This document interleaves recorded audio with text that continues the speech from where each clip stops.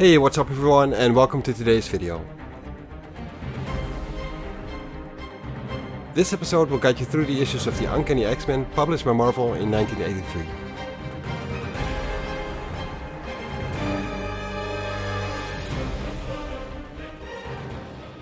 Issue 171.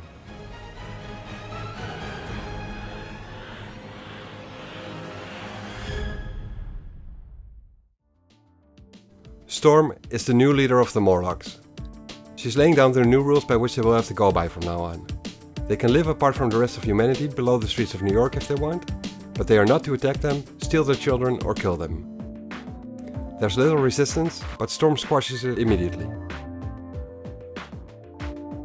She runs into an injured Callisto, who makes a threat towards her, but in reality, Callisto is in no shape to do anything about Storm's current leadership position.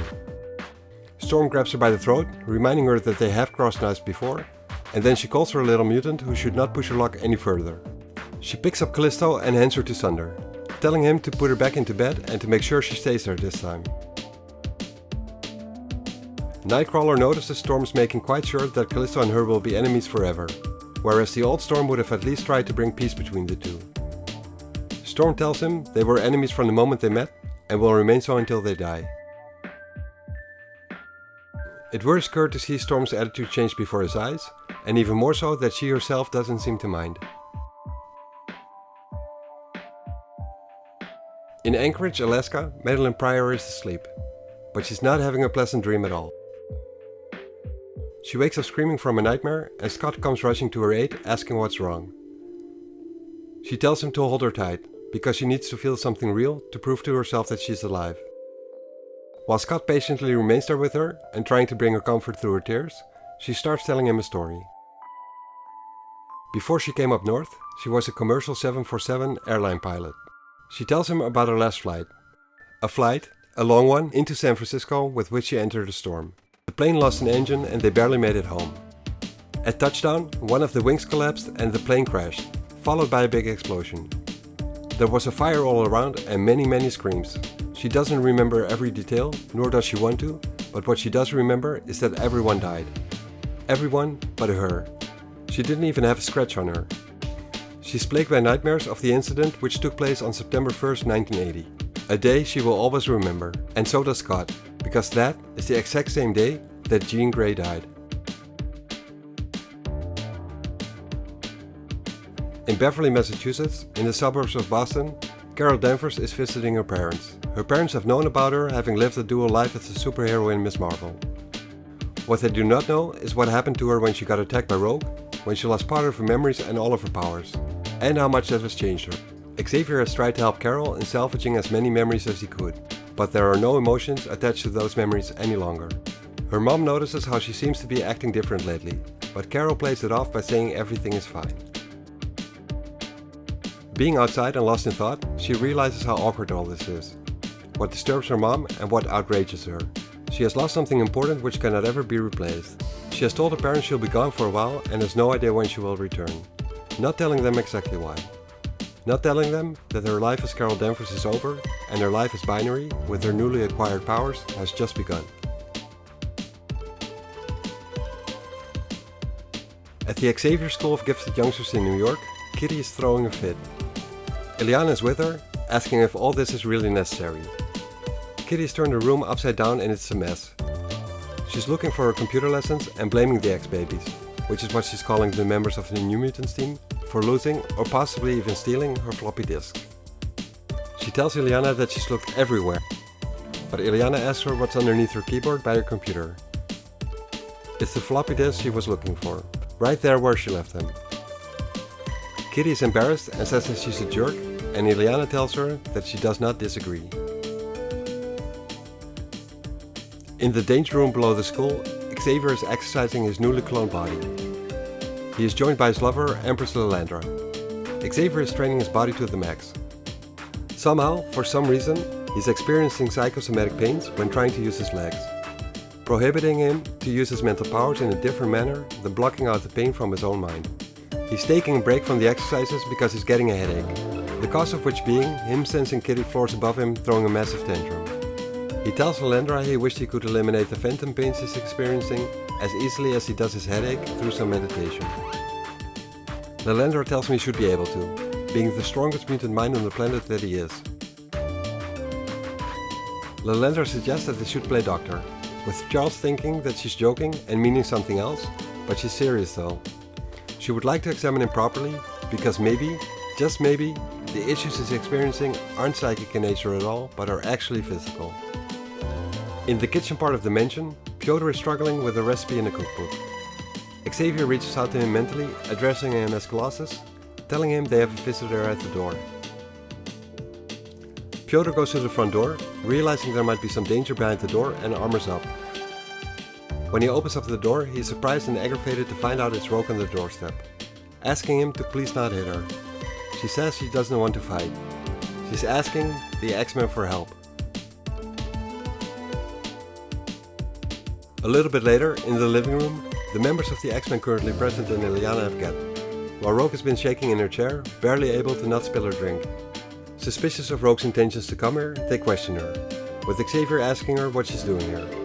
He can't really read her mind because he senses two different thought patterns, one of which is alien. Rogue explains that's the persona she absorbed from Carol Danvers when she fought her last year.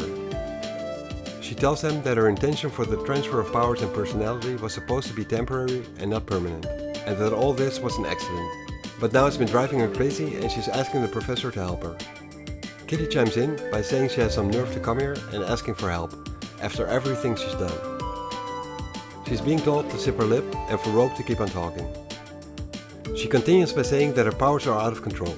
The slightest touch triggers the transfer now and she doesn't know which thoughts, memories and feelings are hers. She looks in the mirror and sees the face of a stranger, and Kurt tells her that's probably a proper punishment for her crimes. Rogue tells them that even though she loves Mystique, who has been like a mother to her, she didn't seem to listen and downplayed the situation, which is the reason why she's here now, because they are her only hope. Kitty's thoughts are sarcastic and Xavier picks up on them, scolding her, and she says she didn't even say anything. Xavier tells her thoughts were plain enough, to which Kitty responds that that's not fair. So he then in return asks her if she's being fair to Rogue. Everyone in the room is shocked by this response from Xavier, and Kurt asks if there's any reason why this should be fair to her. He tells them all that he can understand and accept their dislike for this woman, but that he cannot conduct a proper examination on her when there are so many strong negative thoughts towards Rogue this close to him. He tells them all to leave the room until he's done. Storm asks him if this is wise, because she's a very dangerous person. Xavier tells her that Lelendra and him can take care of themselves. Besides, looking at Rogue at this very moment, they hardly have anything to fear from her in her current state. Everyone leaves the room and they talk about the situation outside. They're all confused, if not frustrated, and Kitty says that she wants to hit something. Colossus asks her what else is new. Storm suggests that they enter the danger room and conduct some training exercises to release some tension. Kitty and Illyana are in the control booth, and Illyana asks Kitty if having fits and tantrums are a solution to everything. Kitty says they get the results though, and Illyana says they probably do, if you like having black eyes and a sore throat. At her brother's request, Illyana starts a training sequence which she had programmed for them. The danger room immediately transforms into the throne room of Belasco, the demon lord of the dimension of Limbo. Colossus, Storm and Nightcrawler, who are now confronted by Belasco and Sim again, had been right there only months earlier, when they tried to find Illyana who was abducted by Belasco. Illyana got lost when they all tried to escape, and since time passes differently in Limbo, 7 years have passed between the time she got separated from the X-Men and when Kitty found her again. What happened in those 7 years? Only her and Belasco know. Kitty asks Illyana what the hell she was thinking and aborts the sequence. She asks her if this was intentional and if this is what she thought of as a surprise. Kitty tells her she scared her and probably the others as well, and she figured that Illyana would never want to see Belasco's face ever again. Kitty turns around to face Illyana, who has an angry look on her face, and asks her if she's doing alright. Illyana suddenly charges at Kitty with an energy sword that seemingly came out of nowhere. She can only barely get out of the way as Illyana slashes her across her face and she starts bleeding, even though she was using her phasing powers. Somehow the energy blade was able to cut her regardless. Kitty tries to talk Illyana out of her rage but isn't able to reach her. She uses her fighting skills to kick the sword out of Ileana's grip, at which moment Ileana seems to snap out of it. She asks Kitty where she is, and Kitty tells her that she's home, with friends, safe. Ileana starts crying, saying she saw Belasco and remembered everything. The X-Men rush in the control booth and ask Kitty what happened. Kitty's crying as well as she holds her friend in her arms on the floor. She says everything will be alright, that it's no big deal, asking them to please just give them some time by themselves. Later, in the mansion's attic, Storm is using her mutant powers to tend to the plants and flowers she's gathered there. While thinking that maybe it's high time, they figured out if there's still some kind of link remaining between Belasco and Ileana. They had been reluctant in prying, not knowing what horrors Ileana had to endure, while being trapped down in limbo by herself. She also wonders about the changes that have been taking place inside herself. Her morals shifting, forced by being a leader of the X-Men, a role she's becoming quite good at. But she's questioning if she has been losing herself in the process.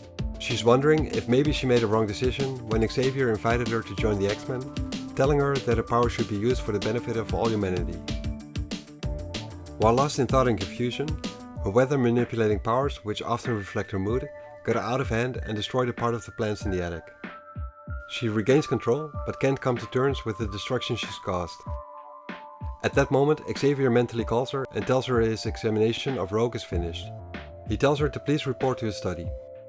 She frustratingly throws a dagger at his projection, and shouts out that it's his fault she became an X-Men, and that decision is destroying her. Xavier picked up on Storm's frustration and tells Lilandra about it. She asks him if he has probed deeper to find out why, but he tells her it will have to come later. He wants to deal with the issue of Rogue first, and he figures Storm will tell him all about it if it's a serious problem. Once all the X-Men have gathered in Xavier's study, he informs them about his findings. He believes Rogue's request for help is genuine and has therefore decided to admit her to the school, but on top of that, he's making her a probationary member of the X-Men team as well. Storm objects immediately and Xavier confronts her, asking her what the problem is.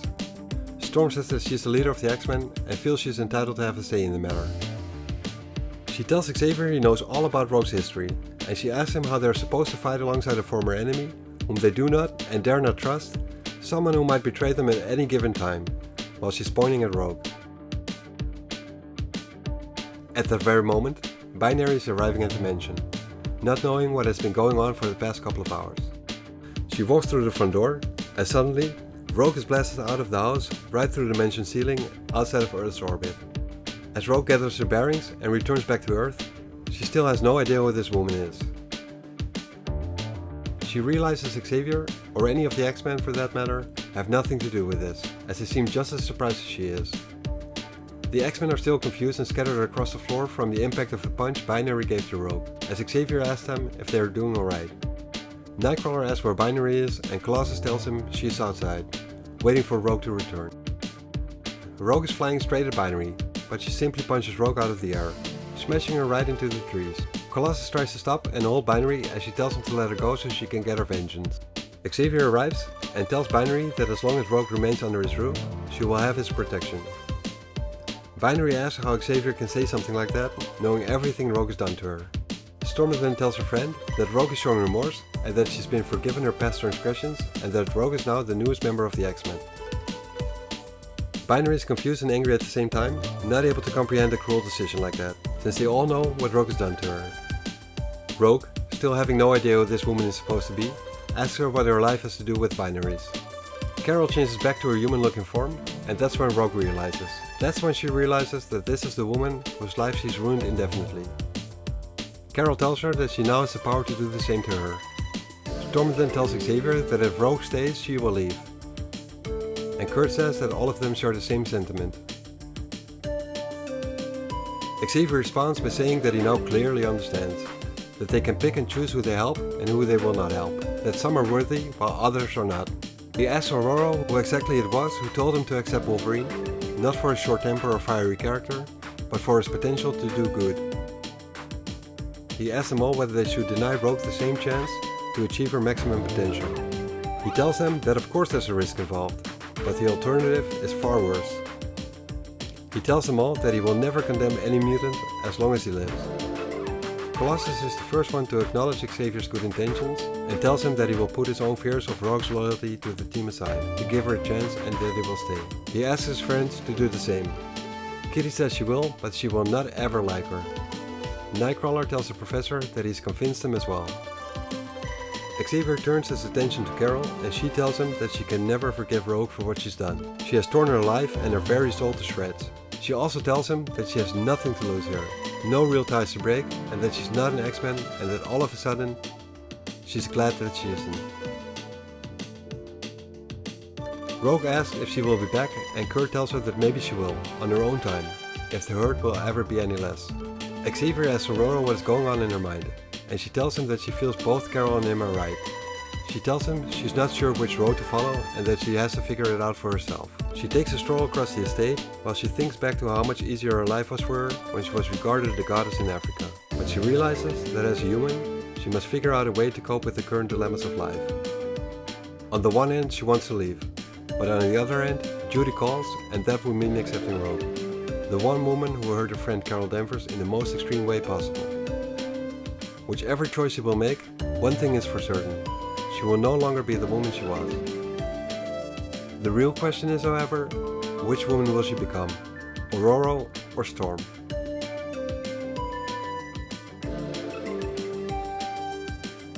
Thanks for watching this video and I hope you enjoyed it. If you did, please consider liking this video and subscribing to the channel if you haven't done so already, because that will help me out in growing this channel and being able to produce more videos like this one. See you next episode.